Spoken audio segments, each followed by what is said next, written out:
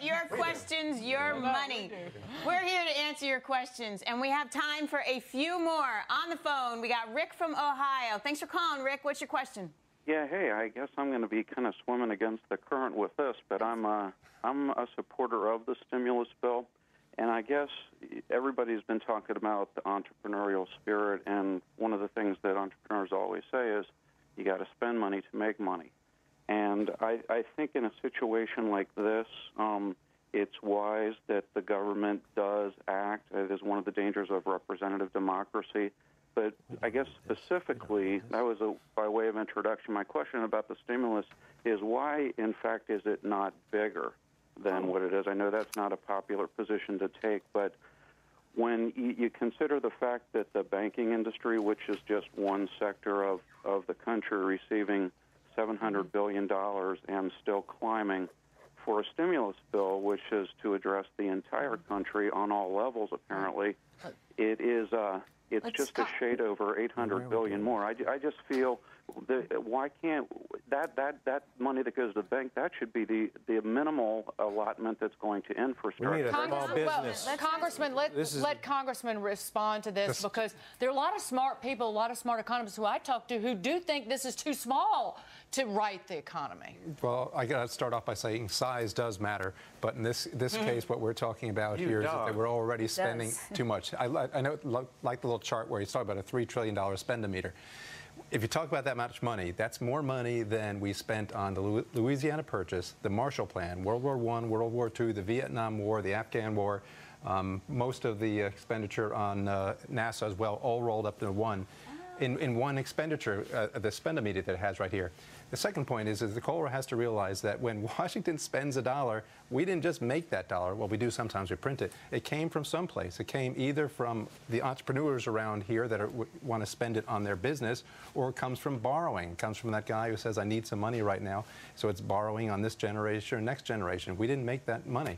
So any of these economists who basically go back to think that you can pump money into the economy from Washington, it comes from someplace. Arguably, tax cuts, if you only do tax cuts, that's not enough to necessarily get businesses to go out and spend more money. Because it could be, because what will happen is that the businesses around the table here who are having a hard time, like some of the previous callers who were saying, I'm having a hard time, you laid off 400 people, I think it is. Right.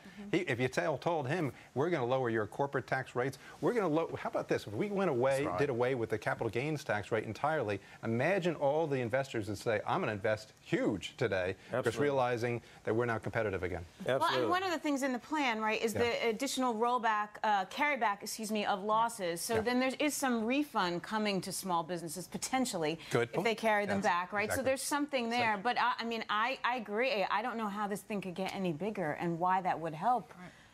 It's not spending, it's redistribution. That's the problem. Absolutely. Let's go on the line. Melvin from New York. Melvin, what's your question? My question is, how come we allow the government to act so illegally? The government is capping the compensation of executives. That's the function of the board of directors through the shareholders. I'm a shareholder in a company, and I can, on my proxy, which is a lousy proxy, by the way, influence them.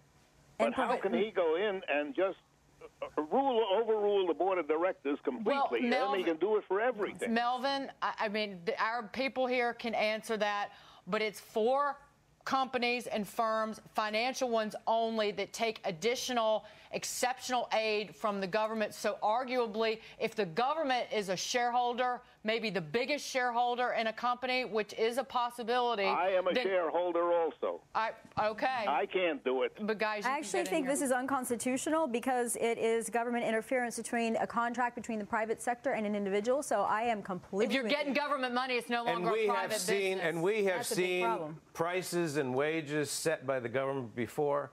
Every decision taken out of a business made in Washington reduces economic growth for the country. And basically what happened is by starting out by saying we're going to take away your ability to fail, which is what all the bailouts are about, what this side is the flip side of this. We're taking away your ability to succeed as well. and the government should never get involved with it. Exactly.